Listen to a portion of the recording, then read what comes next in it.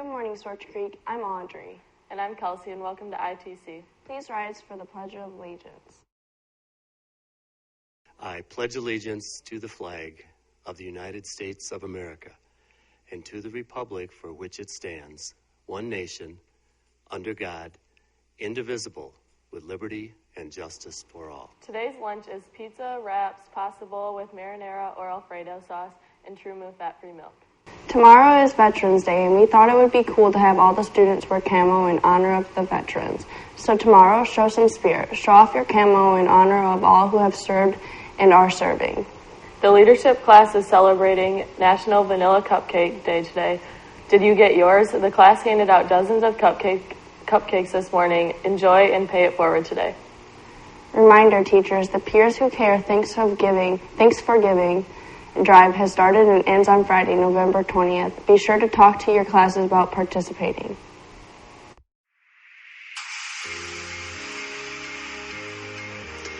I'm here with our Peers Who Care member, Antasia Atherton, to talk more about herself. How old are you and what grade are you in? I'm 17 and I'm a senior.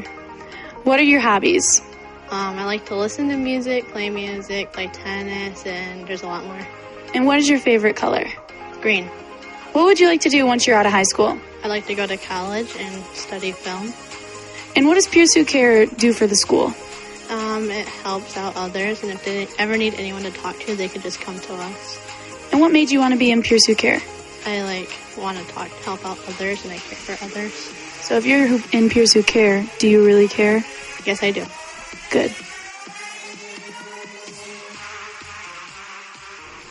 The fall play Cheaper by the Dozen is this weekend, Friday and Saturday at 8 p.m., Sunday at 3 p.m. Tickets are sold for $8 for students and $10 for adults.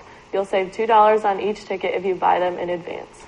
Due to the early release day today, there will be a no government club after school. We apologize for the inconvenience. What does a normal high school student do in their spare time? Well, for 15-year-old Gabby Cavett, she wrote and published her first book. We caught up with Gabby to talk about her book and the publishing process.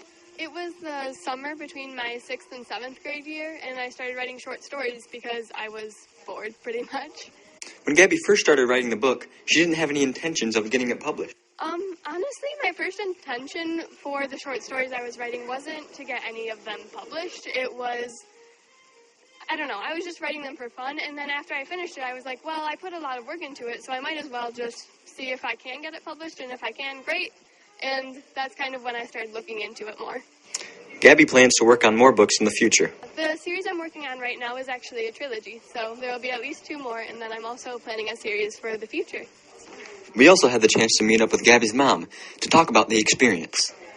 It was really interesting. I'm not a writer, so I had no idea of the different types of things that you have to do. You have to, submit your edits, you get them back, you have a re-edit. So it's quite a long process. You have to be dedicated and devoted to complete it.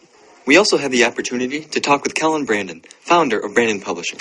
Yes, we work with both adults and youth, but we prefer working with youth.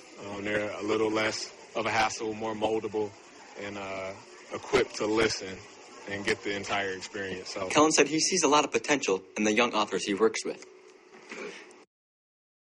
I've worked with about 6 individual youth, and out of those, I would say 2 really show a lot of promise that just really like writing. So they're writing all the time. But again, adults, a lot of times with young people or minors, a lot of things they have to do depends on parents. And if parents can't get them where they need to be or see that potential in the child, then it kind of deters them from a lot of opportunities. Kellen also talked about the publishing process with Gabby. Working with Gabby has been perfect, actually. Gabby's patient, humble, and again, she's one of those kids who just loves to write. When I met Gabby, she already had written 3 books. She was just looking for someone to put it in a book format.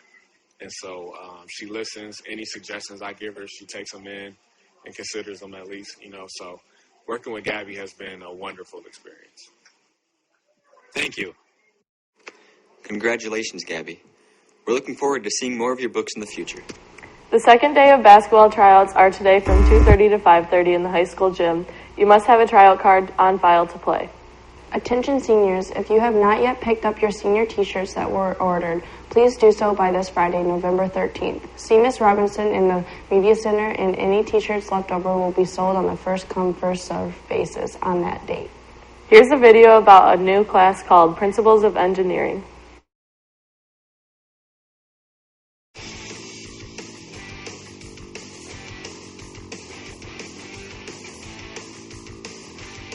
This class is Principles of Engineering. It's the second year in Project Lead the Way. Right now we are working on making a solar car. Pretty much consists of a solar panel and a little panel right here called breadboard. Pretty much what happens is you have a light shining through the solar panel, and this little breadboard right here, it's pretty much the area that you can transfer the power, and transfers the power into the battery, which turns the wheel.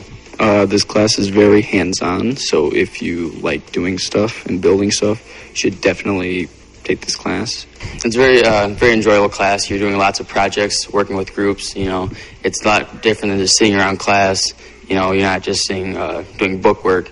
It's a lot of stuff building like this. Working with your teammates to design things and make them so they work in an efficient manner. And it's, lots of brainstorming. And being creative with different designs. It's a pretty fun class.